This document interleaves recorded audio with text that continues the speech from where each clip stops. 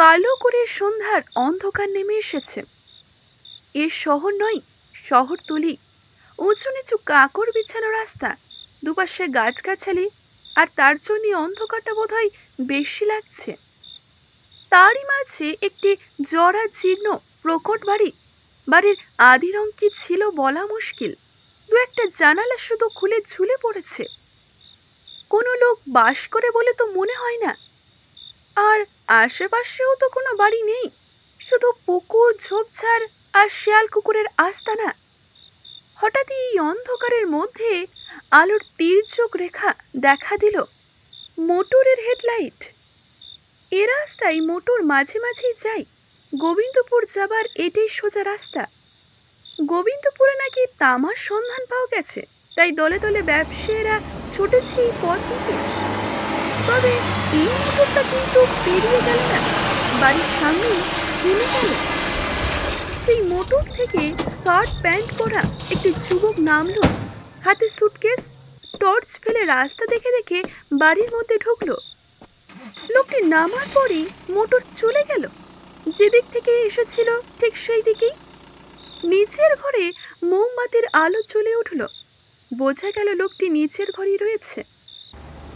8 ঘন্টা হয়েছে মাত্র, তার বেশি নয়। এর মধ্যে ভিতর থেকে একটি জিপ এসে থামল। জিপ থেকে একজন ইন্সপেক্টর নেমে এলেন, পেছনে দুজন পুলিশ। ইন্সপেক্টর জিপের মধ্যে উকি দিয়ে কাকে লক্ষ্য করে যেন বললেন, কি হে, এই বাড়িটাই তো নাকি? ভেতর থেকে উত্তর এলো, আগে হ্যাঁ হুজুর। সামনে পেছনে দুজন পুলিশ, মাঝখানে ইন্সপেক্টর বাড়ির দিকে এগিয়ে গেল। দরজা ঠেলবার আগে ইন্সপেক্টর কোমরে রিভলভার হাতে নিল।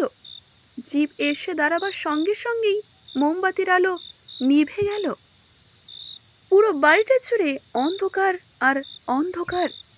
প্রায় মিনিট 15 কড়াঘাতের পর ভেতর থেকে আওয়াজ এলো, কে? বাড়ির দরজা খুলে গেল। যুবকটি দাঁড়িয়ে, হাতে তার মোমবাতি। অবশ্যই পুলিশের কাছে যা টর্চ লাইট ছিল তাতে এই মোমবাতিটি অতি সামান্য। পুলিশকে দেখেই যুবকটি ভ্রু কুঁচকে বলল, এ কি, কাকে চাই? ইন্সপেক্টর হাসল, তারপর বলল, পোশাক দেখেই তো বুঝতে পারছেন নাকি আমি পুলিশের লোক। এ বাড়ি আমরা সার্চ করব। কি সার্চ করবেন? কারণ? কারণ আমরা সন্দেহ করি নেপালের মধ্যে দিয়ে কিছু হাশিশ আপনি আমদানি করেছেন এবং একটু আগে সেসব এ বাড়িতে এসে পৌঁছেছেন। যুবকটি একটু মুচকি হেসে উত্তর দিল, এমন আজগুবি খবর কোত্থেকে পান আপনারা? ইন্সপেক্টর আর কোনো উত্তর না দিয়ে সোজা পুলিশকে ইশারা করে বাড়ির ভেতরে ঢুকতে বলল। ঘরের মাঝখানে দাঁড়িয়েই তারা বলল, বাতি জ্বালান, আর সুইচ বা কোথায়? যুবকটির কণ্ঠে হাসির সুর, থাকলে তো পাবেন, এ বাড়িতে আলো নেই, মোমবাতির ভরসা করেই আছি। সর্বনাশ, বলেন কি, বাতিও নেই? তা এই পুরীতে আপনি থাকবেন কি করে মশাই? শহরের হইচই একেবারে ভালো লাগে না, তাই মাঝে মাঝে বিশ্রাম নিতে আসি।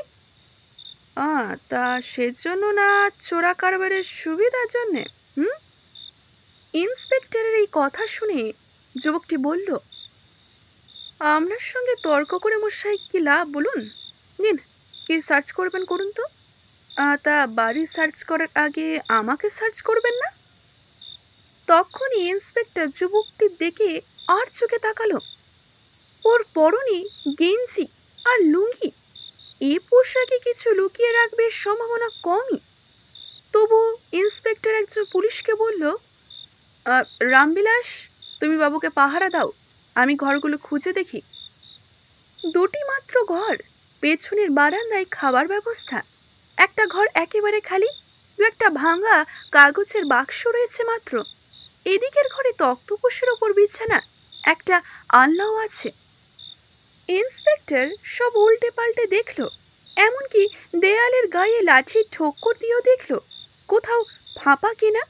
বিছানাপত্র তছনছ করলো, পেছনের বারান্দায় টেবিলের ওপর কয়েকটা পাউরুটি আর মাংসর বাটি চাপা দেওয়া। যুবকটি বোধহয় খাবারের আয়োজন করছিল।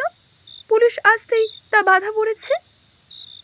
এরপর ইন্সপেক্টর যুবকটির সামনে গিয়ে দাঁড়ালো, বলল, তা কি করা হয় মশাই? যুবকটি উত্তর দিল, চাকরি করি। হ্যাঁ, সে তো বুঝতেই পারছি, তা কিসের চাকরি? যুবকটি শান্ত স্বরে উত্তর দিল, কিউরিয়ন বোঝেন? আমি ইন্ডিয়ান কিউরিও হাউসের প্রতিনিধি। ইন্সপেক্টর বললেন, তা অফিসটা কোথায়? আগে 7 নম্বর ওয়েলফেয়ার স্ট্রিট। তখনই ইন্সপেক্টর পকেট থেকে ছোট ডায়েরি বের করে ঠিকানাটা লিখে নিয়ে বলল, তা ওখানে আপনাকে খোঁজ করলে পাত্তা পাওয়া যাবে তো? যুবকটি বলল, তা পাওয়া তো উচিত। তা আপনার নাম কি? অতনু গুপ্ত। তা নাম কি একটাই নাকি? মানে?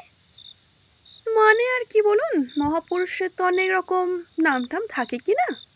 যুবকটি এতক্ষণে তীক্ষ্ণ কণ্ঠে বলে উঠল, মাফ করবেন, এখন আমি খুবই ক্ষুধার্ত। আপনার রসিকতার তারিফ আমি করতে পারছি না। আপনার কাজ হয়ে থাকলে আপনি যেতে পারেন। যাওয়ার আগে ইন্সপেক্টর শেষবারের মতন টর্চের আলো এই দিক ওই দিকে ফেলল। না, সন্দেহজনক কোথাও কিচ্ছু দেখা যাচ্ছে না। বাড়ি থেকে বেরিয়ে রাস্তায় এসে ইন্সপেক্টর একজন পুলিশকে বলল, তুলসীচরণ, তোমাকে সারা রাত এখানে পাহারা দিতে হবে। সারা রাত? হ্যাঁ, আমার মনে হচ্ছে রাত্রে এ বাড়িতে কেউ আসবে, মালপত্র হাত বদল হবে। তা বাবু, কেউ যদি মোটর করে আসে আমি একলা কি করব? ইন্সপেক্টর পুলিশকে অভয় দিয়ে বললেন, তুমি একলা নও, রাত 12টা নাগাদ জিপে করে থানার ছোটবাবু আসবে, তার সঙ্গে পুলিশও থাকবে। এরই মধ্যে তুলসীচরণ ঝোপের আড়ালে আত্মগোপন করল। জিপ বেরিয়ে গেল। পরের দিন ছোটবাবু ইন্সপেক্টরের সঙ্গে দেখা করল। ইন্সপেক্টর প্রশ্ন করল, কি সেন, কি খবর? ছোটবাবু মাথা নেড়ে উত্তর দিলেন, হুম, কোনো খবর নেই মশাই। 8:30 বাজতেই বাতি নিভে গেল, বাস সব চুপচাপ। মশার কামড়ে আমাদের প্রাণ চাই। সকাল 8টা পর্যন্ত তাও ছিলাম, এখন ভদ্রলোককে পাহারায় রেখে দিয়ে এসছি। তা বাড়ির পেছন দিকে খোঁজ নিয়েছেন? হ্যাঁ হ্যাঁ, নিয়েছি। সেদিকটা তো একেবারে জঙ্গল, সেদিকে কেউ আসবে বলে মনে হয় না। আশ্চর্য তো, যে লোকটা খবর দিল আমাদেরকে, সে মোটেই তো বাজে লোক নয়। এর আগে অনেক দামি দামি খবর পেয়েছি আমরা, আর এই কেস দিয়ে আমরা জানার সঙ্গে সঙ্গে বাড়িতে ঢুকে পড়লাম, কিন্তু কিচ্ছু পেলাম না। বেলা একটু বাড়তেই ইন্সপেক্টর বেরিয়ে পড়লেন। ইন্ডিয়ান কিউরিও হাউস। ইন্সপেক্টর দরজা ঠেলে ম্যানেজারের ঘরে ঢুকলেন। ম্যানেজারটি একটু বয়স্ক, পুলিশকে দেখে একটু ঘাবড়েই গিয়েছিলেন। তারপর বললেন, এ কি ব্যাপার? ইন্সপেক্টর বললেন, আপনাদের এখানে অতনু গুপ্ত বলে কেউ কাজ করেন? ম্যানেজারটি বলল, হ্যাঁ হ্যাঁ, গুপ্ত আমাদের সেলস রিপ্রেজেন্টেটিভ, খুব কাজের ছেলে। তা উনি থাকেন কোথায় জানেন? হ্যাঁ, শহরের বাইরে, মামুদপুরে। তবে গুপ্ত মাসের বেশিরভাগই ওই বাইরে কাটায়, বিহার, ইউপি, এসব জায়গা। আচ্ছা, তা কতদিন ধরে এখানে সে কাজ করছে আপনাদের কাছে? প্রায় বছর 4। তার আগে কোথায় ছিল জানেন? না, তা তো জানি না। এত খোঁজ খবর করছেন কেন বলুন তো? ইন্সপেক্টর কোনো উত্তর না দিয়ে বেরিয়ে গেলেন। সব গোলমাল হয়ে যাচ্ছে তার, হিসেব কিচ্ছু মিলছে না। হঠাৎই এক সময় পথের মধ্যে ইন্সপেক্টর নেমে পড়লেন। একটি বাইরের ঘরেই পারিজাত বক্সী বসেছিলেন বিখ্যাত সত্যান্বেষী ব্যোমকেশ বক্সীর ভাইপো সে। ইন্সপেক্টরকে দেখে উচ্ছ্বসিত হয়ে তিনি বললেন, এ কি, স্বাগতম। কি ব্যাপার, কি বুঝে গরিবের কুঠিরে এলেন যে? আগে বড় বিপদে পড়েছি। হ্যাঁ, তা ভালোই বুঝেছি। তো সময় কেই বা আমার খোঁজ নেয় বলুন? বলুন কি হয়েছে, কি করতে পারি? না মানে ব্যাপারটা এমন কিছু জটিল নয়, খুব সোজাই, কিন্তু তদন্ত করতে গিয়ে কোনো কিনারা পাচ্ছি না। সকল বিষয়টাই পারিজাত বক্সী মনোযোগ দিয়ে শুনলেন ইন্সপেক্টরের কাছ থেকে। শেষে বললেন, তা যে খবরটা আপনাকে দিয়েছে সে খুব বিশ্বাসী? হ্যাঁ, আব্দুলই খবর এনেছে, আর তার খবর তো ভুল হয় না। সে তো এমনই খবর দিয়েছে মারিজুয়ানা আর হাসিস আমদানি করে যে দল, তার মধ্যে অতনু যুক্ত আছে। আর সেদিন সে তার সুটকেসে করে তা আনবে ওই পৌর বাড়িতে। একেবারে সত্য, অথচ সার্চ করে আমরা কিছুই পেলাম না। পারিজাত বক্সী প্রশ্ন করলেন, তা অতনুবাবুর বাড়ির সামনে কোনো পাহারা আছে?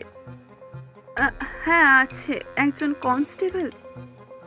তা বাড়িটা ঠিক কোন জায়গায় একটু বুঝিয়ে বলুন তো। তখনই ইন্সপেক্টর নকশা এঁকে বাড়ির অবস্থা বুঝিয়ে দিলেন। তারপর পারিজাত বক্সী বললেন, ঠিক আছে, আমি একবার তদারক করে দেখি। ইন্সপেক্টর বললেন, তা আমার থাকার দরকার আছে? না না, আমি তো আর ছদ্মবেশে যাব না, তোমার কনস্টেবল আমাকে চিনবে। পারিজাত বক্সী কাজের ভার নিলে নিশ্চিন্ত হওয়া যায় বই কি। অদ্ভুত বিচক্ষণ শক্তি তার, বুদ্ধির তারিফ তো যতই করব ততই কম হবে।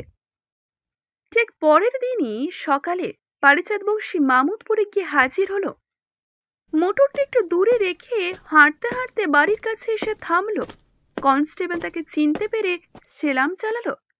কনস্টেবলকে বক্সী জিজ্ঞাসা করলো, কি খবর, বাড়ির বাবু বের হন না? হ্যাঁ হন তো, ওই বেলা 9:30 নাগাদ বেরিয়ে যান। তা ফেরে কখন? অনেক রাইতে। তা উনি কোথায় যান খোঁজ রাখো? আগে ওই ছোট দাইগা বাবু চৌরাস্তায় পেট্রোল পাম্পে বসে থাকেন, বাবু ওখান থেকে ট্যাক্সিতে ওঠেন। ছোট দারোগা বাবু জিপে থাকে, অনুসরণ করেন তাকে। পার্ক স্ট্রিটে মনোলিনা ওই হোটেল আছে না, ওইখানে যান। সেখানে 7 নম্বর ঘর ওনার নেওয়া আছে। সারাদিন চুপচাপ হোটেলে নিজের রুমে বসে থাকেন। হোটেলেও আমাদের লোক আছে। পারিজাত বক্সী কিছু বললেন না, চিন্তা করতে লাগলেন, তাহলে লোকটা কিভাবে মাল পাচার করে? কোনো ছিদ্রপথে? কনস্টেবলকে তিনি আবার জিজ্ঞাসা করলেন, তা হোটেলের রুমটাও নিশ্চয়ই সার্চ করা হয়? এমনই কথাবার্তার মধ্যেই অতনু বের হয়ে এলো। পরনে শার্ট আর ফুল প্যান্ট, নিতান্ত সাধারণ চেহারা। কোনো দিকে না চেয়ে হন হন করে রাস্তা ধরে চলতে আরম্ভ করলেন। অবশ্য তার আগেই পারিজাত বক্সী আর কনস্টেবল ঝোপের আড়ালে আত্মগোপন করেছেন। অতনু চলে যেতেই পারিজাত বক্সী বললেন, তাহলে রাত পর্যন্ত লোকটার তো ফেরবার সম্ভাবনা নেই। আমি একটু বাড়ির মধ্যে যাব, যদি কোনো কারণে লোকটি ফিরে আসে আমাকে হুইসেল বাজিয়ে জানিয়ে দিও। বাড়ির কাছে আসতেই পারিজাত বক্সী একটু বিস্মিত হলেন। দরজায় একটি সাধারণ তালা লাগানো। তিনি হয়তো ভেবেছিলেন খুব দামি তালা থাকবে, যা খোলা যাবে না, কিন্তু এ তালা তিনি সহজেই খুলে ফেললেন। ভেতরে ঢুকেই এই দিক ওই দিক দেখলেন। তক্তপোষের ওপর বিছানা গোটানো। বিছানা খুঁজলেন তন্ন তন্ন করে, আল্লাহর জামা কাপড় নেড়ে চড়ে দেখলেন কিছুই নেই। হঠাৎই তার চোখে পড়ল দেওয়ালে একটি টাঙানো ফটো, হয়তো পূর্বপুরুষ হবে। আর পাশের ঘরে একেবারে ফাঁকা, কোনো জিনিসই নেই। পারিজাত বক্সী কিছুক্ষণ থমকে দাঁড়িয়ে রইলেন। ভাবলেন, অতনু গুপ্তর এ বাড়ি থাকার রহস্য তাহলে কি? অন্য লোকের হাতে মাল তিনি কিভাবে পাচার করলেন? হঠাৎই কোণের দিকে একটি টেবিল দেখতে পেলেন, তাতে 2খান বই। কৌতূহলের সঙ্গে বক্সী বই দুটো তুলে দেখলেন। একটা বই পরলোক রহস্য, অন্যটা মৃত্যুর পর। এই ধরনের লোকেদের এ জাতীয় বই আকৃষ্ট করে, এটাই আশ্চর্য। মনে হলো অতনু গুপ্তের পরলোক তত্ত্বের প্রতি ঝোঁক আছে। সব শেষে পারিজাত বক্সী বেরিয়ে এলেন। ভাবলেন, এমন নয়তো অতনু গুপ্ত মাল আগেই সরিয়ে ফেলেছিলেন আর ফাঁকা বাক্স নিয়ে ঘুরে বেড়াচ্ছেন শুধু পুলিশের চোখে ধুলো দেওয়ার জন্য। তবে তবে সেই ছোট্ট সুটকেসটা গেলই বা কোথায়? এখানেই শেষ করছি আজকের পর্বটি। আজকের পর্বটি যদি ভালো লেগে থাকে অবশ্যই একটা লাইক করবেন, শেয়ার করবেন এবং কেমন লাগলো জানাতে ভুলবেন না। ধন্যবাদ।